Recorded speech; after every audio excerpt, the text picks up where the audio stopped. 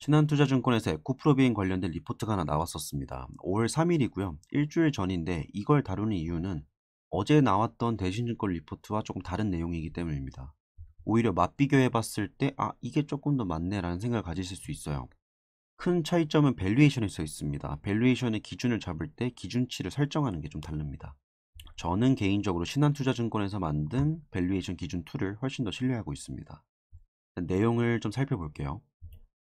매수 의견은 유지를 했고요. 목표 주가는 상향했습니다. 대신증권에서는 목표 주가를 상향하긴 했지만 매수 의견은 마켓 퍼폼으로 하향 조정했죠. 내용이 그렇게 길지 않습니다. 한 페이지 정도의 실적에 관련된 내용이고 나머진 다 수치화된 내용들, 그래프, 밸류에이션 이런 거입니다. 최대한 간단하게 보면 여기서부터 여기까지 1문단이 과거 실적 1분기에 대한 설명입니다. 그리고 2분기에는 왜 얘네가 실적이 나아질 것이라고 보는 건지, 세 번째는 좀 주관적인 뷰가 담겨 있습니다. 일단 1분기 영업이익 상태에 대한 설명들은 기사를 찾아봐도 굉장히 많고요. 지금 실적 발표가 된 지 좀 됐기 때문에 이 내용은 회사 측에서 직접 발표한 내용도 있기 때문에 좀 겹칩니다. 약간의 뉘앙스 차이가 있지만 결국 핵심은 EB 쪽 매출 굉장히 잘 나왔고 얘가 전체 중에서 꽤 큰 비중을 차지하고 있기 때문에 파워툴 쪽에서 좀 줄어든 거는 아무런 영향 주지 않는다. 미미하다. 그래서 결국에 총체적으로 영업이익률 굉장히 좋다. 이렇게 넘어가는 내용이고요. 표현되듯이 일부 희석시켰다. PT 얘네가 별로 안 팔려가지고 일부 희석시켰다. 이렇게 표현이 되고 2023년 2분기 영업이익률 개선 요인에 대해서 물량과 판가 환율을 이야기합니다. 그래서 먼저 나오는 물량 관련돼서는 캐파죠. 여기 나오는 CAM7, 23 라인 가동 및 CAM4N 재가동을 통해 생산량이 증가한다. 이게 뭐냐면 2022년 초반부에 화재 사건으로 인한 공장의 훼손이 언제쯤 재가동될 수 있는가에 대한 논의가 있었는데 작년 중반쯤에 일부 라인은 복귀를 했고요. 연말에도 복귀를 했습니다. 그래서 올해부터는 그냥 본격적으로 원래 예전에 생산하던 그 수준만큼 캐파를 계속 만들어낼 겁니다. 그래서 더 많은 물량을 찍어낼 수 있기 때문에 영업이익률이 개선될 수 있다라고 첫 번째로 보는 거고, 그리고 두 번째는 판가. 지난해 연말부터 하락한 메탈 원료들이 1분기 레깅을 지나 판가에 반영되는 시점이다. 그러니까 1분기에 미처 반영되지 못한 게 2분기 때부터 반영되기 때문에, 그리고 양극재 업체들 포뮬러 구조. 가공비 기반의 확정 수익성상 판가 하락기에는 OPM이 상승한다. 영업이익률이 판가 하락과는 반대로 가는 거죠. 판가 하락이 뒤늦게나마 이번에 반영될 거기 때문에 영업이익률 상승할 것이다 라고 보고 있는 거고, 원달러 환율의 방향성도 단기 수익성에 긍정적인 영향을 준다. 최근 좀 다시 반등하긴 했지만 왔다 갔다 하고 있더라고요, 요즘에. 현재 수준에서는 원달러 환율의 상승 방향성도 단기 수익성에 긍정적인 영향을 준다. 여기서는 회계적 그리고 구조적인 이유에 따라서 영업이익률이 왜 개선될 것인가를 생각하는 거라면, 외부적 요인으로 봤을 때 최근에 마지막 발표되었었는 IRA가 있었고 향후에 CRA 및 유럽 쪽에서 발표가 될 텐데, 이러한 글로벌 EV 정책 속에서 우리나라가 어떤 식으로 수혜를 볼 수 있을지에 대한 고민도 해봐야 되는 거고요. 공사는 그룹사의 정제, 재련, 재활용 능력을 바탕으로 경쟁사들 대비 부가가치 내재화에 빠르게 대응하고 있다.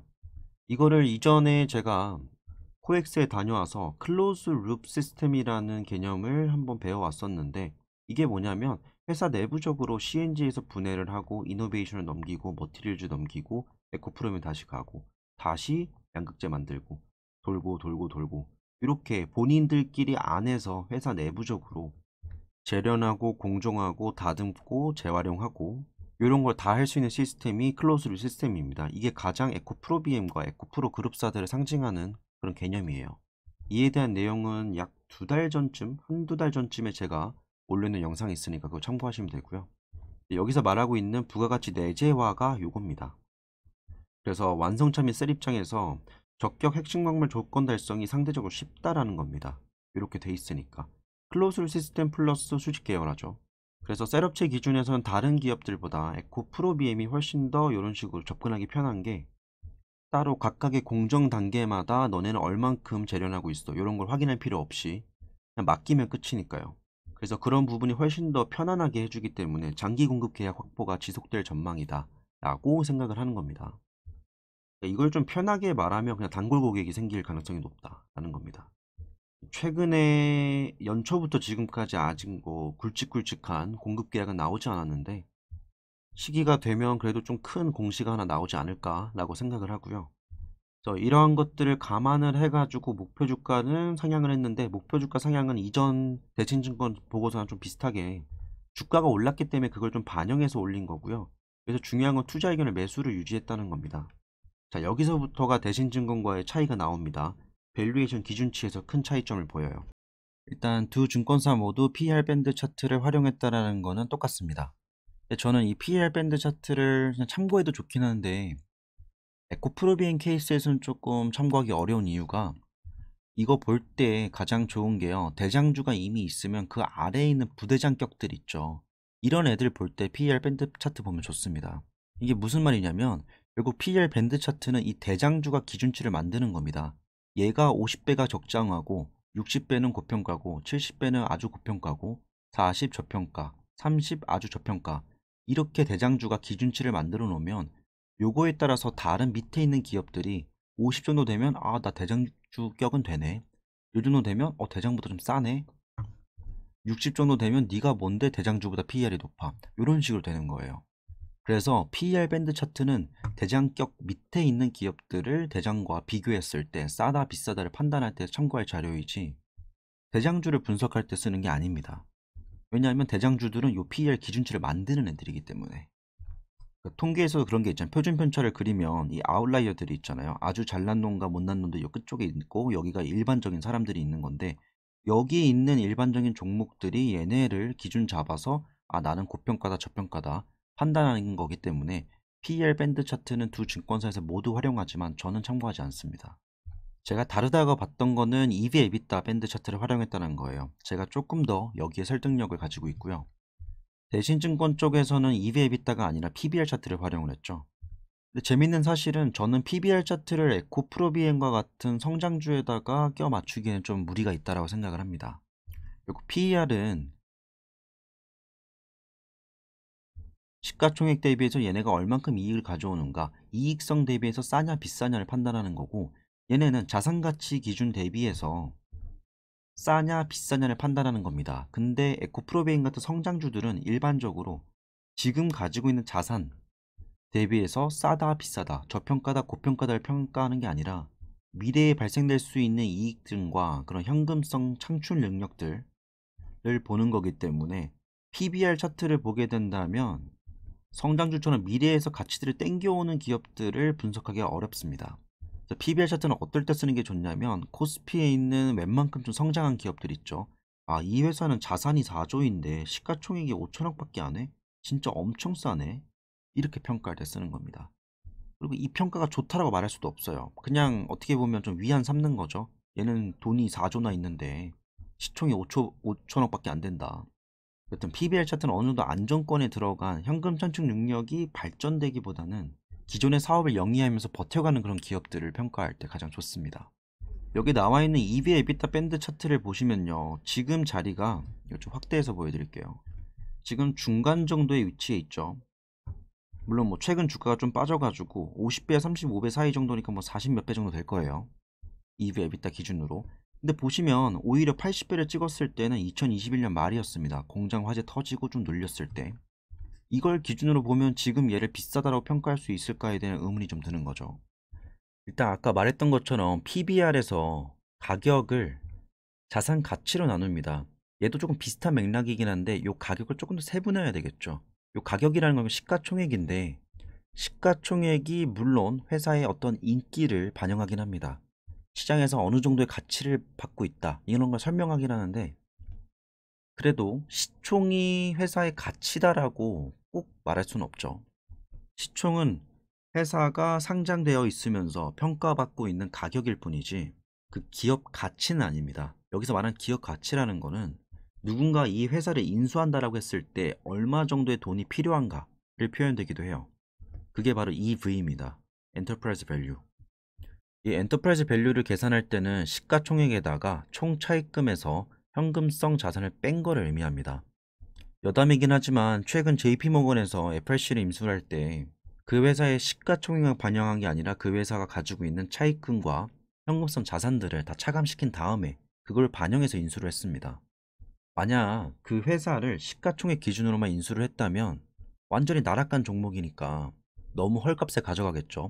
그럼에도 불구하고 그 회사는 주식 시장에선 망했지만 가지고 있는 가치는 따로 있기 때문에 그 가치를 반영해주고 차입금까지 더해가지고 그걸 총체적으로 합쳐서 EV를 계산해내고 그거를 분자에다 올리는 겁니다.